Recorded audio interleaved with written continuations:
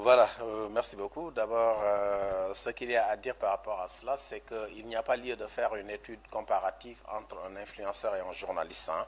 C'est vraiment un mélange de genres parce que ça n'a rien à voir. Et ceux qui sont appelés des influenceurs au Sénégal ont essentiellement donc une mission commerciale.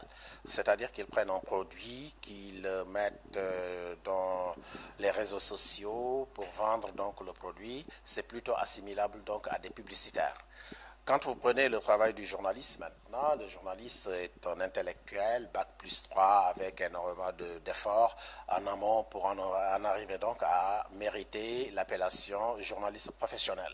Ce qui veut dire en clair que tout ce qui se fait dans un pays et qui concerne donc l'intérêt général doit être réglementé. La réglementation maintenant peut effectivement être faite par l'État en légiférant, en créant des lois donc comme la Chine, comme la France. Ça existe en France depuis 2023. Mais l'essentiel, c'est tout simplement de dire à l'influenceur que toi, tu es différent d'un journaliste. Pourquoi? Parce que l'influenceur, lui, il vend un produit. Et très souvent, il le fait contre de l'argent. Tandis que le journaliste, lui, il a pour mission d'aller collecter les informations, ensuite les traiter et enfin les diffuser. Ce qui fait que donc vouloir mettre en juxtaposition le journaliste et l'influenceur, c'est quand même illusoire et ça ne peut pas être accepté. Alors, si l'on parle des influenceurs au Sénégal maintenant, c'est plutôt leur façon de traiter les sujets avec un diptyque ou bien une antinomie ou bien en tout cas une adversité. C'est cela qui pose le problème parce qu'en général, c'est en faisant du mal à l'autre qu'ils font leur influence. Le fait pour une personne donc de venir présenter un produit, de présenter même un candidat ou en tout cas son mentor ou bien la personne que l'influenceur désire donc mettre en valeur, ça ce n'est pas interdit. Tant que cela se fait dans le respect des droits des autres, l'honorabilité, la considération de l'autre ne doit pas être bafouée, on ne doit pas porter atteinte donc à la dignité de l'individu en faisant sa communication dans le but donc de vendre l'image de quelqu'un d'autre. C'est pourquoi dans le cadre du travail, je crois que ce que vous avez proposé ou bien ce que vous pensez que le Sénégal peut faire devrait être quelque chose d'assez intéressant. En parcourant un tout petit peu donc le contenu de ces lois, on dit par exemple en France que quand vous faites une influence, que ce soit sur un produit ou bien sur une personne, vous devez clairement dire aux gens si c'est que ce produit ou le travail que je fais est payé. C'est comme si vous, en tant que journaliste, et que vous êtes invité à couvrir un meeting ou bien à une manifestation d'intérêt privé. Là, on vous demande donc de mettre clairement que donc vous faites un public reportage. C'est donc à la base la publicité. L'influence, c'est la publicité. Cela maintenant qui s'y adonne au Sénégal pouvait être effectivement encadré. Encadré par la formation, parce que ceux qui pensent que dire du mal de l'adversaire, de son homme, constitue une bonne influence ou bien une bonne communication, ils se trompent.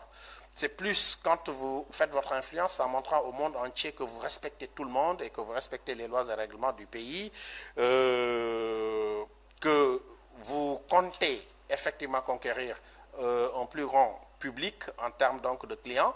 Là, je crois que c'est la bonne voie, ce serait la bonne voie donc pour un influenceur. Par contre, le fait d'insulter les autres et de dire du mal, si vous pensez que c'est cela qui fera que même celui que vous protégez aujourd'hui vous respectera, vous vous trompez. Parce qu'il se dit tout simplement que on vous a payé de l'argent pour faire du mal ou dire du mal à quelqu'un d'autre. Si quelqu'un qui peut payer plus que moi ce que j'ai payé, là, je risque donc de recevoir en retour les foudres de la même personne qui a insulté pour moi. Donc, ils ne sont pas des armes à utiliser, ils ne sont pas aussi des armes à la disposition des gens qui sont en compétition. Ils doivent tout simplement faire un travail qui est né tout dernièrement avec le développement donc des TIC. À partir de là, le Sénégal maintenant est un champion en matière de légifération. On crée des lois, on prend des décisions sur le plan réglementaire. La question qui faudra se poser à ce moment-là maintenant, c'est l'effectivité. Donc, et l'effectivité de ces lois et règlements dépendra tout simplement de la volonté et du caractère de l'autorité qui est en charge donc de l'application. Très bien. Alors, Cheikh, est-ce que aussi il y a une loi qui protège les dérives des gens qui sont appelés des influenceurs au détriment des journalistes, comme par exemple la diffamation, s'il y en a. Vous savez, la diffamation, ça existe depuis très longtemps. C'est prévu aussi dans l'ensemble des codes pénaux au niveau donc des différents pays qui l'ont prévu, que ce soit en Angleterre, en France, dans d'autres pays comme le Sénégal.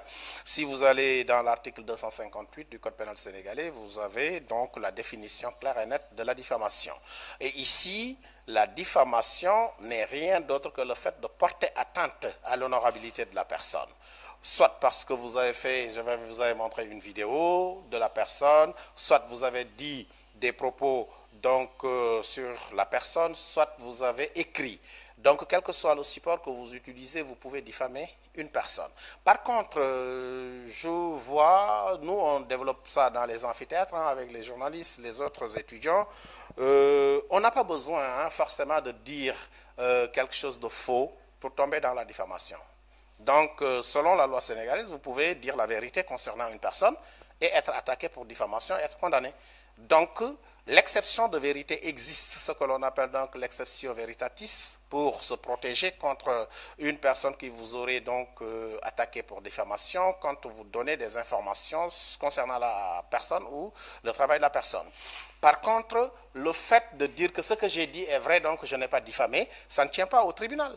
Vous allez au tribunal, ce que vous avez dit est vrai, mais en soi constitue des propos qui portent atteinte à l'honorabilité de la personne, mais vous êtes condamné pour diffamation. Donc, dire la vérité n'empêche pas de diffamer. Il faut que les gens comprennent cela. Par contre, on peut ne pas diffamer. Pourquoi? Parce que je dis que comment ça s'appelle, le lexique que vous utilisez ou bien le dictionnaire que vous utilisez a plusieurs synonymes. Vous n'avez pas besoin de choisir le mot le plus désobligeant. Vous n'avez pas besoin de choisir le mot le plus violent. Vous n'êtes pas obligé aussi de choisir le mot le plus, comment ça s'appelle, le plus, en tout cas qui traduit le plus l'intention que vous avez de faire mal. C'est la raison pour laquelle je dis qu'à chaque fois que vous écrivez votre phrase, les termes que vous utilisez, vous pouvez les changer et les remplacer par d'autres termes. Maintenant, vous vous adressez à un public dans lequel il y a des gens qui pensent comme vous, mais il y a des gens qui ne pensent pas comme vous. Ce qui veut dire donc que vous devez utiliser des termes qui peuvent être écoutés et consommés par toutes les personnes, quelle que soit la couche socio-professionnelle ou d'âge. Vous n'avez pas besoin donc d'utiliser ces termes invectivants. L'invective dans la communication toujours porte atteinte à l'honneur de la personne. Donc ces termes-là doivent être évités. Et quand vous avez l'occasion aussi de vous exprimer, sachez que vous prenez rendez-vous avec la postérité. Ça veut dire que ce que vous dites aujourd'hui dans votre émission, c'est ce que dans 100 ans, les gens vont retrouver. Aujourd'hui, vous êtes impertinent, vous avez insulté celui qui devient votre ami ou allié. Demain, on va vous repasser cela. Et au Sénégal, on l'a appelé comment? VAR. Voilà, donc pour éviter vraiment d'avoir la tête basse devant vos VAR, il faut toujours vous exprimer dans le sens du respect de l'être humain, pas du statut, pas de la richesse, pas de la naissance ou encore de l'influence de la personne. Quand vous parlez d'une personne, quand vous parlez à une personne, considérez que c'est une créature divine, c'est une créatrice, comment ça s'appelle, une création divine que vous avez, de sorte que donc le respect ne peut pas ne pas être à la base de vos propos. Et tant que vous êtes dans cette lancée, vous ne pouvez pas être inquiété. Par contre, si vous dites des choses que vous regrettez après, le fait d'avoir regretté n'enlève en rien l'avoir déjà eu lieu. Vous avez dit, vous avez fait mal. Ensuite, vous regrettez, vous présentez des excuses. Est-ce que cela peut faire que la personne qui a mal n'est plus mal? C'est pourquoi je dis toujours que, puisque l'avoir déjà eu lieu ne peut pas être enlevé, vaut mieux ne pas le créer. Et pour ne pas le créer, il faut choisir les mots qui sont beaucoup plus donc, corrects, beaucoup plus digestes, beaucoup plus consomptibles pour celui qui vous écoute. Pourquoi? Parce que ça amène la personne à avoir toujours envie de vous écouter. Il y a des gens qui, quand vous les trouvez à l'écran, vous cliquez et vous passez. Pourquoi? Parce que vous n'avez pas envie d'entendre ce qu'ils disent. Et c'est cela qui fait que maintenant, vous avez une responsabilité sociale vis-à-vis de cette société, vis-à-vis des gens qui vous aiment et qui vous écoutent. Nous vous avons au niveau des amphithéâtres, au niveau des universités, mais on ne peut pas vous poursuivre sur vos plateaux.